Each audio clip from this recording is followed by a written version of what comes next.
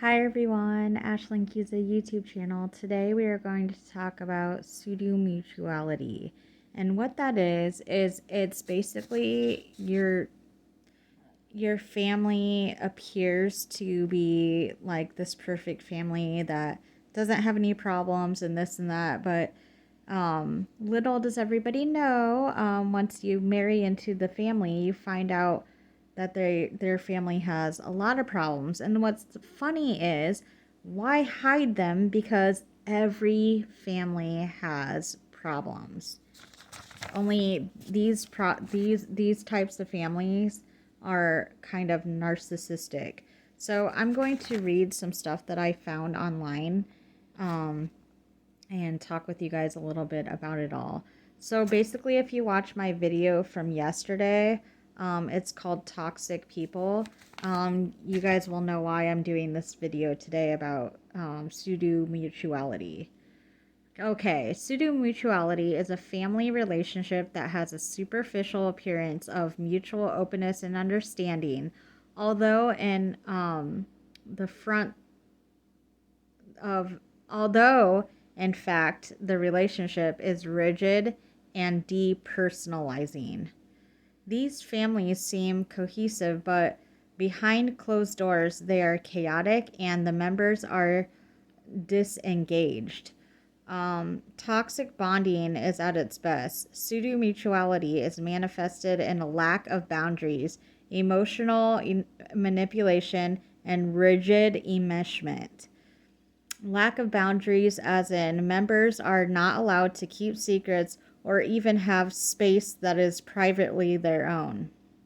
So, that's what I was telling you guys yesterday about my husband's family. They have no respect for me and my husband's boundaries and things that we believe and don't believe.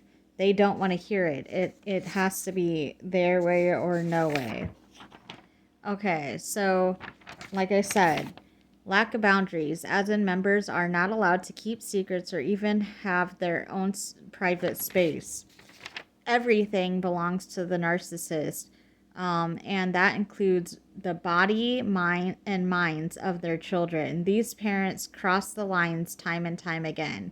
So if you watch my video from yesterday called Toxic People, I explained to you guys how my husband's father is, and how in this picture he's the narcissist of the family. Okay, rigid and enmeshment. The only way narcissists are able to tie their families together,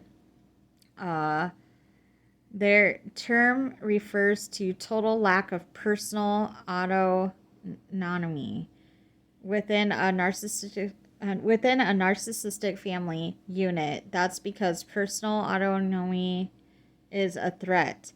It allows members to see reality and step outside of the family cult that's been created. So basically, rigid enmeshment is when like family members don't want you to listen to anybody else, what anybody else has to say. So for an example, in the situation that me and my husband are in, his family is probably sitting there over there, at their homes or at his brother's house, blaming me that I'm the one that's made their son a completely changed person, when all in reality, this is the way his son has really felt about his family, and he's just been too afraid to tell his father and his family how he really feels about them.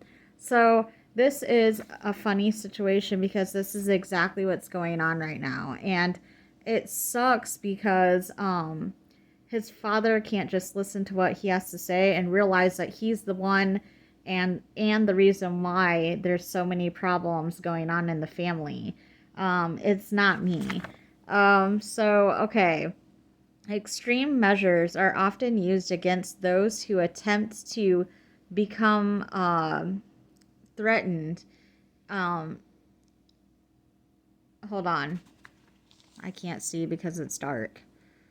Okay. Extreme measures are often used against those who attempt to become their own person outside of the family. If you question a parent or the siblings, behavior is met with explosion and punishment. So this is really funny too. As my husband's trying to become himself and find himself, he's tried talking to his dad about the the bad past that they used to have, and how he feels that his dad never really taught him a whole lot about street life and just the way how life is.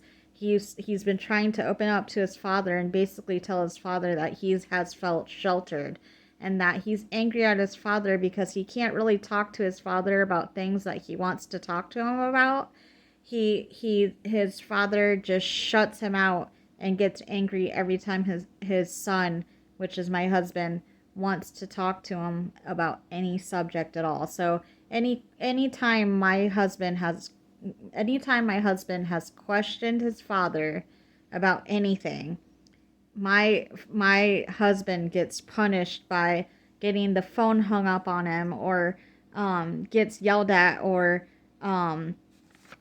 my husband's father has even told him, like I said in my previous video, to repent to Jesus Christ, and then he'll take him back as his son. That is really weird. That's also mental abuse. So again, extreme measures are often used against those who attempt to become their own person outside of the family. If you question your parent or siblings' behavior, it's met with explosion and punishment. So we've also asked his dad why he's hasn't really acted like he's wanted us to come over. When we went over there one time and a few other times, his dad didn't say hi to us. He didn't talk to us at all. He just sat down and looked straight forward or at the ground and wouldn't say anything to us at all, and intentionally made us feel uncomfortable. So because there's this one time too that we questioned his parents as to why they didn't have photos of my children on their Facebook. And here's the problem that we had, me and my husband. We were just looking at social media and we realized that his parents had a lot of pictures of their other grandchildren, but they didn't have a lot of pictures of my children, which are their step grandchildren, on their social media. So we just asked them why. So that way, if they didn't have any pictures and they didn't know how to click on the picture and save the photo and then post it on their social media, we were gonna show them how to. But they turned the question around on us and made us seem like we were bad, evil people for questioning their motive as to why they didn't have pictures of my kids on their Facebook. They turned it on us and made us be the bad people because we were asking them a question. So, okay. Now, outside appearances. As you begin to wake up the reality of your own family trauma, you'll begin to question why others didn't stand up or intervene. It's hard for outside people of the family to see toxicity behaviors because they are carefully shrouded. They protect their image. So everybody thinks that Jason's family is so perfect because they come off as these Christian people who don't do anything wrong and don't have any problems. When I married into the family, I even thought that, but I've been with my husband for 6 years now, and let me tell you, in the 6 years that I've been with him, I've seen his mother and father fight. I've seen his father control his mother. I've learned that his father is an alcoholic. He hasn't drank for years on end, but he still drinks non-alcoholic beers because he is an alcoholic. And I've learned that he hit his mom before, and that his dad has also fell down the steps before when he's been completely drunk. And I've also learned that um, his father has thrown boxing gloves at him before and told him to let's go, let's fight when he used to drink. I also learned that he had a niece that almost murdered her daughter and got out of it somehow. Don't know how. I also learned that his brother is an ex heroin addict. So, as you can see, as you're listening to this, obviously his family has problems. And none of them talk about it or act like any of that shit ever happened. Um, it's not good to stay in the past. So it's good that they don't talk about it anymore. But it's not good to act like the shit never happened. That's where I'm getting with this. They're trying to act like they don't have any problems, and they're trying to make me and my husband look like we're these terrible people. Okay, so what you need to do is take time to figure out yourself and who you are outside of your family. What do you really want for your life, your job, your relationships? And it's impossible to break a spell of toxic family if you don't have something to escape to. Because they always, people that are toxic families like that, it's like a cult. So like if you don't like his father told us, if we don't repent, he's not taking us back. If we don't change our way of thinking, and if we don't get good with God and all this stuff, then he's done. And that is really weird because we are allowed to be our own people with our own opinions without being the way they are. So okay, be prepared to go into no contact with your family. No matter how hard the process might be, there is no fixing a narcissist. There's no talking to them into changing or earning their love and the same miracle stroke self realization. They aren't capable of empathizing with you. And even the ones that pretend to can't realize the bad behavior in themselves. So that's all about the pseudo-mutuality. Basically, it's just a family that thinks they're perfect and they're actually not. I was extremely fooled, you guys. I really thought that this was a really good Christian family and that they were open and honest with each other and everything. And they're not. I mean, I've been my open and been 100% myself with them, and I've yelled when I felt like I needed to yell. I've been nice when I feel like I needed to be nice.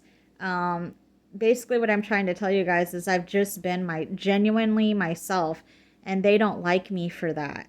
They don't like me because I swear. They don't like me probably because I have piercings. In fact, as a matter of fact, it's been talked about in his family by his sister-in-law that um, uh, sh- some of the stuff that I post on social media she didn't approve of, and the way I swore and said shit and fuck, once in a while when I'm talking, that she didn't like that.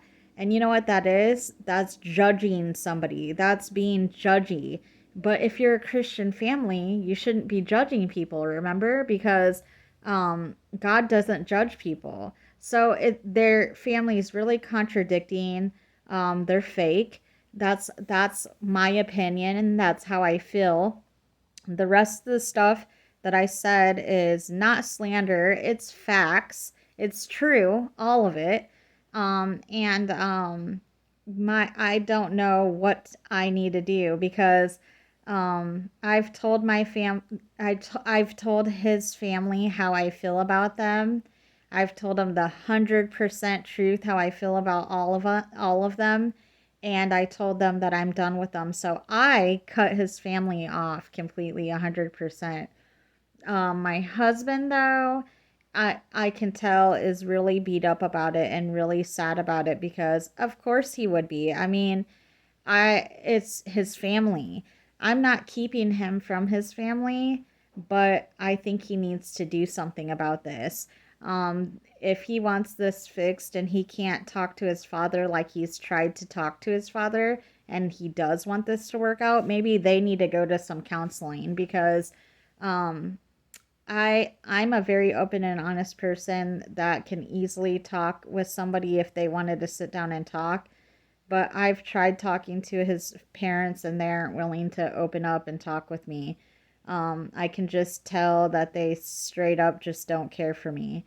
So I think the problem is that they don't like that I've opened up my husband's eyes to see them for who they really are. And which it's funny because I talk about that earlier in this video about how pseudomutuality families don't like when their behavior is exposed. And I've exposed the behavior to my husband and they aren't liking it. So, that's what's going on, you guys, and I hope none of you guys are going through this. And if you are, I hope my video helps you because this is a real thing. This pseudo mutuality is a real thing, and research it, talk to a counselor about it or a therapist because I'm not a doctor. Although I'm a certified spiritual life coach. So, I do advise you guys to be open and honest and to go seek a counselor or a therapist or a psychiatrist, like a family counselor or something like that, anything like that, and get this problem under control because boy, it can be a bad one. So anyways, just thought I would talk to you guys about that, and I will be on with another life topic.